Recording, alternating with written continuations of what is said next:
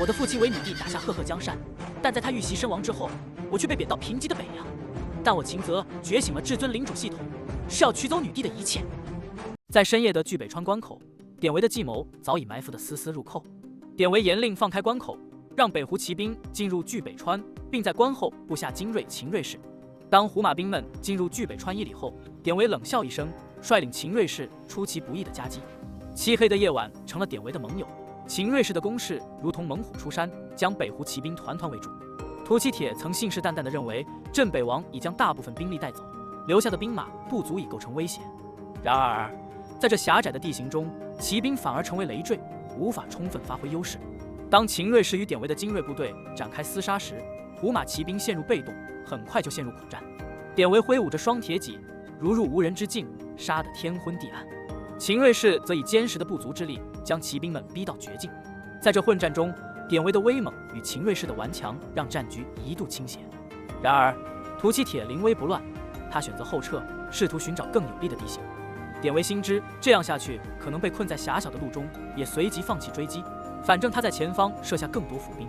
就在屠其铁以为脱困的时候，却意外发现前方弓箭如雨般射来。秦泽之前埋伏的工兵如同夜鹰般准确无误的射击，将北湖骑兵推向死亡的深渊。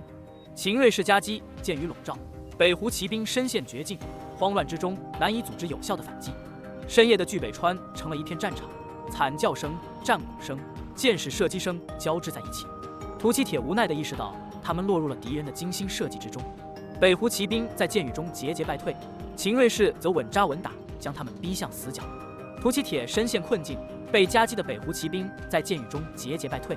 马匹成了生命的掩体，但也在箭雨中嘶鸣倒地，将战场变得混乱不堪。秦锐士们的箭术精湛，深夜中依然准确无误，让胡马兵难以有效的还击。屠其铁的计谋原本以为能够轻松击溃秦锐士，现在却变成了一场悲剧。面对箭雨，屠其铁只能举起长枪，试图挡住飞来的箭雨。然而，箭如雨落，箭头穿透马匹，穿透防御。尽管他拼尽全力，仍有胡马兵在箭雨中倒下，尖叫声混杂着战场的混乱。屠其铁被逼得节节败退，深感被误导，悔恨交加。他曾自信满满的以为能够轻松地攻破石峰城，却没想到在巨北川内居然埋伏了这么多的秦锐士，而他早先对赵元的信任，如今也化为乌有。夹在前后两波秦锐士的夹攻之下，北湖骑兵的阵势愈发混乱，弓箭声逐渐减弱，但仍在无情地收割生命。屠其铁心知自己的大势已去，只得下令下马，以马匹为掩体。然而，面对这场夜幕中的屠杀，他已经感到无力回天。就在屠其铁惶恐之际，从战场的另一侧，典韦带领着秦锐士冲来。典韦满身浴血，冷笑着，他的铁戟在夜色中闪烁着阵阵寒光。他带领的秦锐士如同狼群一般，杀入北湖骑兵的队伍中。在典韦的带领下，秦锐士的攻势如同钢铁之柱，将北湖骑兵的抵抗化为泡影。战场上箭雨减弱，典韦的势不可挡，屠其铁无法抵挡，手下的兵马一个接着一个的倒下。最终，典韦的铁戟击中了屠其铁的头颅，结束了这场激烈的夜战。夜幕中，战场安静下来，只留下残存的尸体和血迹。典韦坐在屠其铁的尸体上，沐浴在月光下，一言不发。整个巨北川关口已经变成了一片鬼哭神嚎的战场。然而，典韦并没有时间陷入沉思，他抬头望向月光，心中不禁想到，不知道主公他们那边战况如何了。夜幕降临，北库草原上，秦锐士在北湖骑兵的追逐下奋力逃窜。骑兵头领狞笑着，誓言将这些狡猾的敌人斩于马下。突然，前方的秦锐士绕过土坡，北湖骑兵头领挥手喊道：“快，斩杀他们！”然而，来自左右两侧的虎豹骑却突然发动伏击，弓箭如疾风射来，数十名北湖骑兵应接不暇，纷纷中箭倒地。霍去病率领的虎豹骑以弓箭为武器，精准而致命。北湖骑兵惊慌失措，纷纷受伤倒地。霍去病冷眼注视，一箭又一箭，准确命中敌人。北湖骑兵反应过来，纵马冲向虎豹骑，大喊着杀了他们。虽然失去了一些兄弟，但北湖骑兵人数占优，信心倍增。然而，霍去病并未畏惧，他冷冽的目光锁定北湖骑兵头领，一记弓箭急速射出，穿透头领的喉咙，血液如泉涌而出。霍去病眼中闪过冷漠，下令虎豹骑展开全面进攻。虎豹骑们如狼群一般，每一位都是战场上的杀戮机器。在他们的无畏冲锋下，北湖骑兵节节败退。霍去病手持梅花枪，冰冷的铁甲在月光下闪烁，每一击都带着致命威胁。虎豹骑们顽强抵抗，即便受伤也不畏惧，用长枪挑飞敌人，用冷酷的眼神击溃敌意。战斗在草原上愈演愈烈，北湖骑兵逐渐陷入恐慌。他们感受到了敌人的强大，每一名虎豹骑都是不可逼视的存在。北湖骑兵有的惊慌逃窜，有的试图反击，却都无济于事。霍去病冷酷的口令“不要放过一个”，全部歼灭，让整个战场变成了地狱。最终，虎豹骑们与北湖骑兵激战片刻，将对手全部歼灭。夜色中，草原上残留的血腥味令人窒息，但霍去病并未停歇。他下令更换北湖马匹，准备与南侧小队会合，继续追击那些胡马兵。夜幕降临，风声呼啸，草原上的荒草在风中沙沙作响。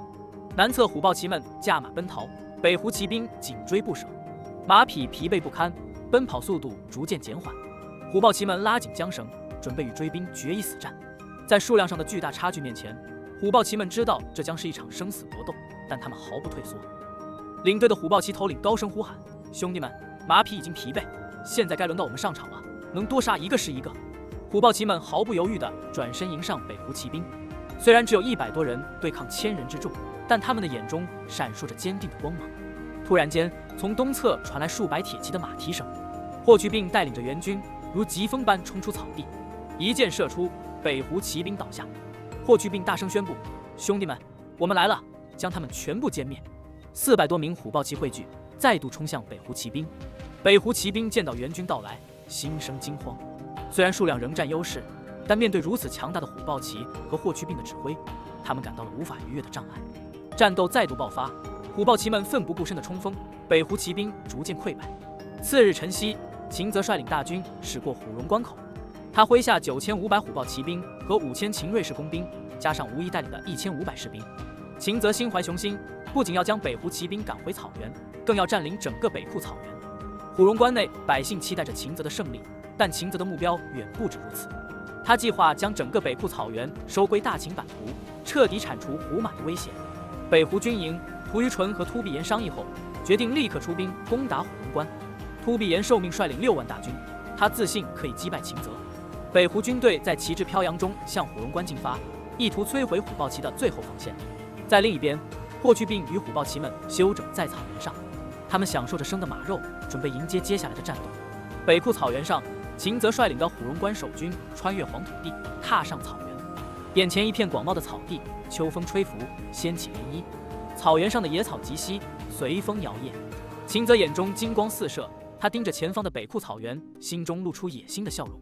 这片富饶的土地若能占领，虎荣关的平民们将在此放牧、驯养家畜，积分可用于创造军队。击杀草原上的虎马，不仅提升声望，还能获取大量积分。秦泽心怀必得之志，决意征服北库草原，提升自己的势力。大军行进间，虎豹骑传来消息，北湖军马3里外奔来。秦泽下令准备歼灭敌军。士兵们战意高昂，无意心中却忧虑不安。他知道北库草原上的北湖兵马数量众多，善于草原战争，秦泽的1万兵马或许难以与之抗衡。无意忐忑不安地建议避免正面战斗，寻求和平解决。然而秦泽不为所动，冷眼旁观。他对北湖的轻视与野心的碰撞即将展开。北湖军中，突必炎得知虎荣关守军的出现，派遣朗彦率领弓箭手准备对敌。突必炎嘲笑虎荣关的士兵，认为他们无法与北湖勇士抗衡。朗彦则提出在300米外先行射击，展示北湖弓箭手的实力。突必炎满意的同意。北库草原上，秦泽冷眼注视着前方疾驰而来的北湖骑兵，他一伸手令大军停止前进。北湖骑兵同样备有弓箭，秦泽冷笑一声，下令5000秦瑞士弓箭手准备。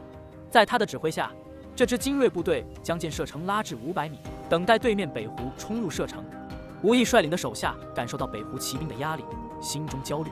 虎马的骑射术让他感到无法匹敌，他握紧手中的枪，准备迎击即将射来的箭矢。秦泽的5000秦瑞士手持弓箭，等待着命令。尽管装备有限，但他们的训练和强壮的体魄使得他们的射程达到了500米。秦泽精心布置，等待着最佳时机。北湖骑兵越来越近，秦泽一声令下，秦瑞士们迅速放箭，箭矢飞向北湖军，5000利箭宛如暴雨，瞬间射落大片北湖弓箭手。朗彦和突必炎震惊无比，北湖骑兵在射程内被制造如此惨烈的箭雨，这让他们不禁迅速改变战术。他们未来的急搭攻就已经面临着来自秦锐士们的强烈压力。秦泽见对方战局失控，冷笑一声，再次下令放箭。第二轮箭雨如飓风般席卷而至，秦锐士们配合默契，箭术娴熟，将北湖骑兵射得七零八落，士气大挫。突必炎和朗彦急忙下令冲锋，试图拉近与敌人的距离，限制他们的射程。然而，第三轮箭雨再度降临，秦锐士们始终保持着强大的射击压力。北湖弓箭手妄图往前冲锋，拉近距离再放箭射杀，但这短短的几百米距离成了一道难以逾越的天堑。秦锐士们体魄强健，每一箭射出都是又快又猛。从400米到300米内，这短短的100米宛若天堑一般。每往前冲锋一步，都有无数骑兵被箭射杀，鲜血已经流满战场，马匹的尸体倒在路中，更增添了行进的难度。突必炎看见前方的弓箭手被不断射杀，心中怒火中烧，但战斗到了这个时候，再没有办法回旋的余地。后撤那是绝对不可能的，自己兵力占优，只要冲锋到敌人跟前，他们便无法搭弓射箭。突必炎自信，只要与对方正面搏杀，那绝对能将他们斩于马下。他一声暴喝，全力往前冲锋，冲入他们的阵地。战场之上，军令如山，北湖骑兵们不得不拼命冲锋，但每一步都有战友被箭雨击倒。秦泽冷眼相看，脸色一片冷漠。这正是他想看到的局面，必须消耗北湖兵马的优势人数。这1万虎豹骑与5000秦锐士虽然战力不俗，但秦泽不愿随意牺牲他们。他下令让1万虎豹骑从左右两侧包抄北湖兵马，同时自己带领5000秦锐士与北湖军队正面对抗。北湖骑兵们拼命冲锋，但箭雨依旧密如雨丝，削弱了他们的战斗力。突必炎见形势不妙，心中慌乱。而此时，冷酷的秦泽已经下令吴懿率领1500名士兵冲锋，与北湖骑兵交战。吴懿带领的部队虽然一度取得优势，但随着北湖援军的赶到，形势开始逆转。突必炎奋力呼喊着全军冲锋，试图扭转战局。朗彦率领的北湖兵杀入战团，朗彦身上中了数箭，但仍然奋勇杀敌，展现出强烈的战斗欲望。在混乱的战场上，突必炎与朗彦冲杀在前线，吴懿则在箭雨中巧妙地规避着危险。但在战局逐渐恶化之际，他也开始感到无法支撑。秦泽冷眼旁观，手持火凤破阵戟，率领5000秦锐士冷酷地冲向北湖军队。空气中弥漫着铁腥，秦泽毫不在意，反而这股味道让他激动不已。他猛地用刺刀踢激活了战马，马儿嘶鸣着迅猛奔向前方。秦锐士们如潮水般涌入北湖骑兵队伍，秦泽手握破阵戟，面对袭来的北湖骑兵，一记横扫扫去，犹如秋风落叶。前2名北湖骑兵毫无还手之力，胸口被破阵戟击穿，一声骨折声响起，2名北湖骑兵倒地，胸骨碎裂。秦泽冷漠地扯动缰绳，战马越过2具尸体，再度冲向正在战斗的北湖兵。正面交锋片刻后，北湖骑兵溃不成军。突必炎惊骇地目睹着战场局势逆转。面对着如狼似虎的敌人，虎豹骑的凶猛冲锋令北湖兵节节败退。突必炎的北湖骑兵在对方的合纵夹击下，瞬间陷入劣势。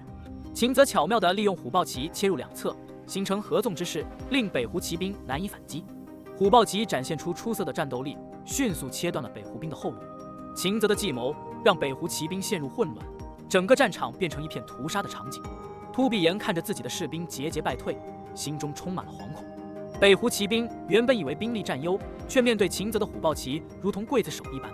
他们战力强大，不畏死亡，使得突必炎首次感到恐惧。秦泽的暴喝传来，歼灭北湖兵。秦锐士们更加勇猛，向北湖兵杀去。一名虎豹骑巧妙地利用马的冲击，刺穿北湖骑兵的胸口。他的身手矫健，连续击毙2名北湖兵，展现出超凡的战斗技巧。虎豹骑的马战之妙，令北湖骑兵束手无策。突必炎惨白的脸庞中满是惊骇，秦泽的冷漠面容让他感到无尽的惶然。秦泽的目标只有一个，歼灭所有北湖兵。战场成为修罗场，鲜血与残肢遍布，一片血腥的惨状。在这片混乱的战场上，秦泽统领的军队展现出强大的战斗力，将北湖兵压制得毫无还手之力。战场残酷，血雨腥风。秦泽带领虎豹骑与北湖兵展开激烈厮杀，刀光剑影中，秦锐士们将战场前端北湖兵尽数斩杀。随着时间推移，北湖兵的疲劳逐渐显现，身体负担加重，战意渐显颓废。秦泽察觉到北湖兵撤退的迹象，心生急躁，急着歼灭敌人，以获取更多积分。北湖兵们的撤退让秦泽感到愤怒，因为这意味着难以在草原上追击他们。他下令全力追击，虎豹骑如狼群紧追不舍。突必炎心知自己处于劣势，发现对方追击势头凶猛，不得已下令北胡兵撤退，以避免更大的损失。虎豹骑奋勇追击，却无法追上快速撤退的北胡兵。突必炎咒骂秦泽，声称以袭击石峰城，企图扰乱秦泽心神。然而，秦泽冷笑一声，明白石峰城依然安然无恙。突然间，北胡首领屠于纯的首级被高举而出，宣告北胡可汗已被斩杀。突必炎心中震惊，难以置信对方如何在敌军中夺取首级。这个血肉模糊的脑袋，带着混乱的胡子，滴血而下，让北胡首领心生恐惧。草原上风沙飞扬，一队骑兵奔驰而至，带头的正是霍去病。他手握梅花枪，高举血迹斑斑的敌将脑袋，怒喝道：“屠于纯的首级已在我手中！”300虎豹骑随之齐声呐喊，震慑了正在撤退的北胡兵。突必炎脸色苍白，心头涌上强烈的挫败感。他意识到整个战局是一场巧妙的计谋，而他们已经中了秦泽的算计。突然被告知可汗已战死，北胡兵们陷入混乱，原本有序的撤退变成了一片慌乱。在这混乱之中，秦泽兴奋地发现北胡兵溃不成军，于是发出反击的命令。他带领1万余兵马，如猛虎下山般冲向北胡军，瞬间展开了新一轮的激烈厮杀。突必炎心头狂躁，失去理智，他提着长刀，骑马冲向秦泽，发誓要为可汗报仇。战场上鲜血飞溅，尸体堆积如山，战马奔腾，刀光剑影，生死搏杀愈发激烈。突然，鞋底里一队骑兵杀至，为首的带着怒吼：“先过我这关再说！”一杆梅花枪横扫而至，突必炎急忙挡开，但随即一匹黑马奔来，火红色的破阵戟直刺而来。突必炎左右为难，躲过一击，却遭受另一击。他极力躲避，但最终被梅花枪穿胸而过，同时被破阵戟刺中坐骑的脑袋，鲜血飞溅，马匹惨嘶着倒地，突必炎险些被碾压。秦泽和霍去病齐齐冲来，将突必炎逼至绝境。